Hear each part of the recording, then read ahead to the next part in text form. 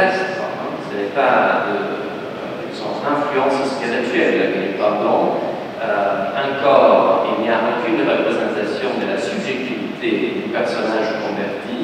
Il y a une dynamique tout à fait extérieure qui détermine la mutation spirituelle. Passons au troisième poème. Bien sûr, je vous ferai rapidement, je vous donnerai des références à la fin sur la possibilité de trouver cette analyse avec tous ces détails. Le troisième poème, c'est de Orlando Furioso, de Ludovico Ariosto, peut-être le plus connu de ces quatre poèmes. Ludovico Ariosto continue de raconter l'histoire d'Orlando di Manuelato, dont la rédaction, comme je vous ai dit, fut interrompue à cause de la mort de Boiardo. À cette continuité du récit s'oppose cependant de façon très nette une discontinuité dans le domaine des moyens poétiques adoptés par les deux poètes. Je vais tout de suite au cœur de la narration, c'est-à-dire la description poétique du naufrage du chevalier qui s'achève au 50 du chant 51, où les mouvements impétueux de la mer, le rythme des vagues qui frappent inexorable le bateau de Ruggiero, et surtout l'oscillation que cela produit, un mouvement fluide et violent du bas à l'eau et vice-versa, semble mimer et préfigurer les bouleversements de l'esprit qui conduiront le guerrier sarrasin à la conversion. Alors, là, il y a une représentation de la conversion religieuse qui est tout à fait différente par rapport aux deux conversions religieuses dont je vous parlais déjà. Précisons les dates.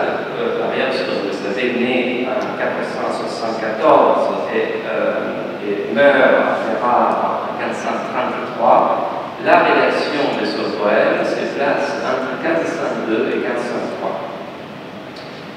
De quelle façon cette représentation de la conversion religieuse est si différente par rapport à celle que j'ai déjà mentionnée? Il y a pour la première fois la représentation d'une antériorité, c'est-à-dire par la représentation métaphorique de ces vagues qui frappent la victime du naufrage, le chevalier qui va se convertir. Il y a une introduction à une autre représentation, c'est-à-dire les vagues qui concernent l'intériorité de ces personnages. Cette subjectivité religieuse qui est ambivalente. Ce n'est pas morgane. Je suis musulman, je suis chrétien, je change tout d'un coup. Je change parce que Mahomet n'aime pas les combats, Jésus m'aime les combats, donc je me convertis. Il ne s'agit pas de la conversion manichéenne d'Anglican. On défend la foi avec l'épée à la main. Si tu gagnes, je me convertis. Si je gagne, toi, tu te convertis. Nous avons un personnage qui est seul avec son intériorité. Et cette intériorité est représentée par le poème, est mise en scène par le poème et devient le centre du récit.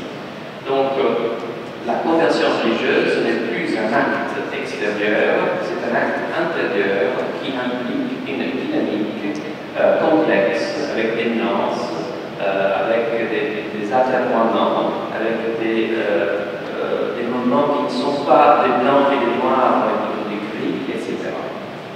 Et je vais conclure et m'attarder sur les poèmes qui peut-être nous intéressent davantage dans les cadres de ce congrès, c'est-à-dire le poème que Torquato Tasso, l'un des poètes les plus connus des literatures italiennes, pas seulement en Italie, mais aussi hors d'Italie, écrivit en représentant lui aussi une conversion religieuse.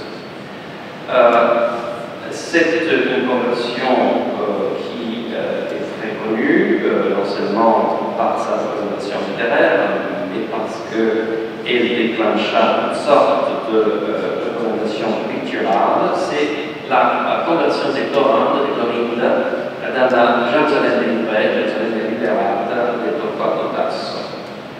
Rappelons brièvement les dates. Torquato Tasso naquit à Sorrento en 1544, mourut à Rome en 1595. Nous sommes donc au cœur de l'histoire du Concile des Trente. Il vécut pendant les années du Concile des Trente et de la systématisation de la réforme catholique. Son poème Un grand chant, Jérusalem liberata, Jérusalem libre, exerça une influence décisive non seulement sur l'histoire de la littérature et des arts, peinture, musique, théâtre, etc., comme il a été montré par une biographie très abondante, aussi par exemple l'ouvrage de Jean de Carré avec ses propos, en Italie et en Europe, mais aussi sur l'imaginaire spirituel d'un vaste public de lecteurs.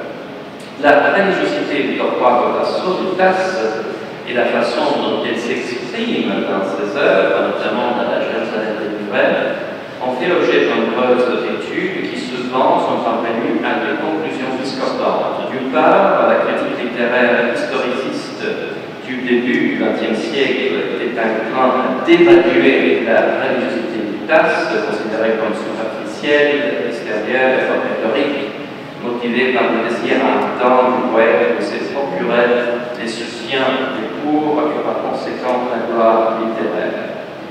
Typique de ces grandes interprétations était par exemple notre critique littéraire historien de la littérature italienne le plus connu, c'est-à-dire Francesco de Santis. De l'autre côté, une autre interprétation devient prédominante surtout dans les années 60 du XXe siècle, par exemple dans la vie de Banfi, qui écrit dans un page célèbre sur le Tasse.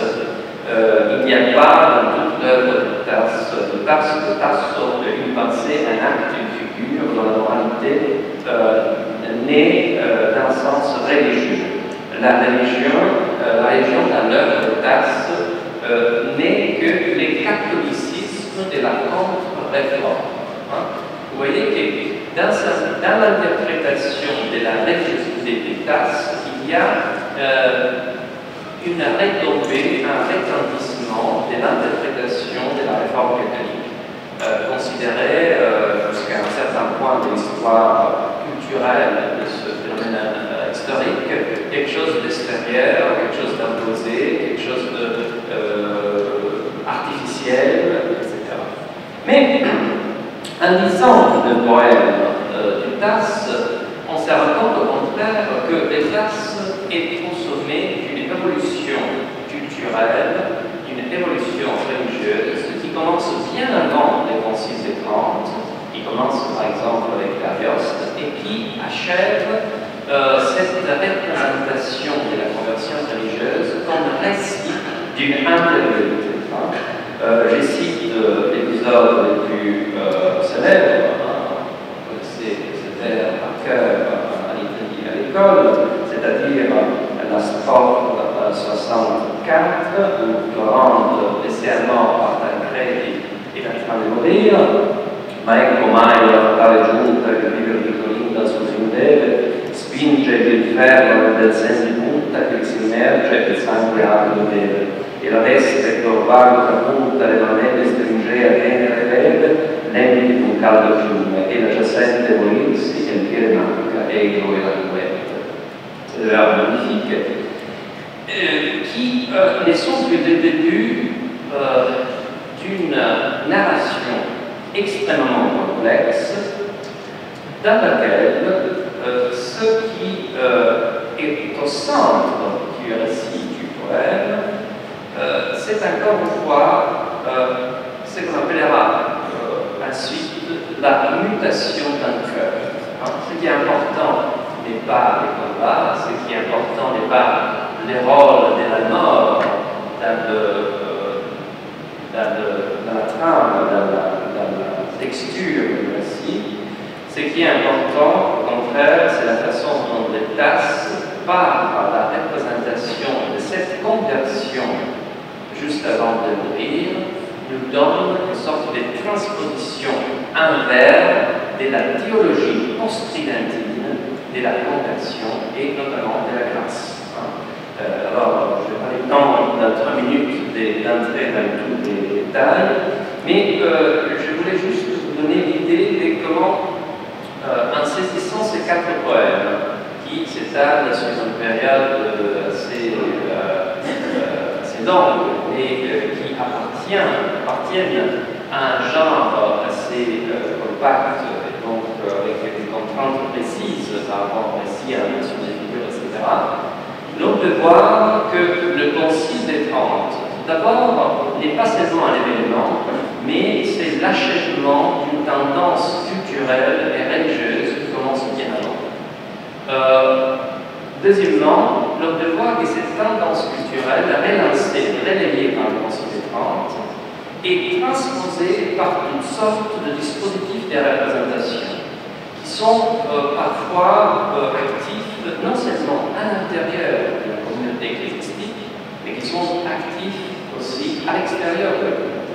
Alors, l'hypothèse avec laquelle je vous laisse, parce que j'ai terminé le temps de ma exposition, c'est que le Concile des Trente est fondamental dans l'histoire culturelle, et non pas seulement dans l'histoire de l'Église, dans l'histoire du catholicisme, parce que par rapport en relation au Concile des Trente, des textes comme la Jérusalem délivrée inventent une nouvelle manière de représenter l'identité religieuse, mais non pas seulement l'identité religieuse, de représenter l'intériorité tout court.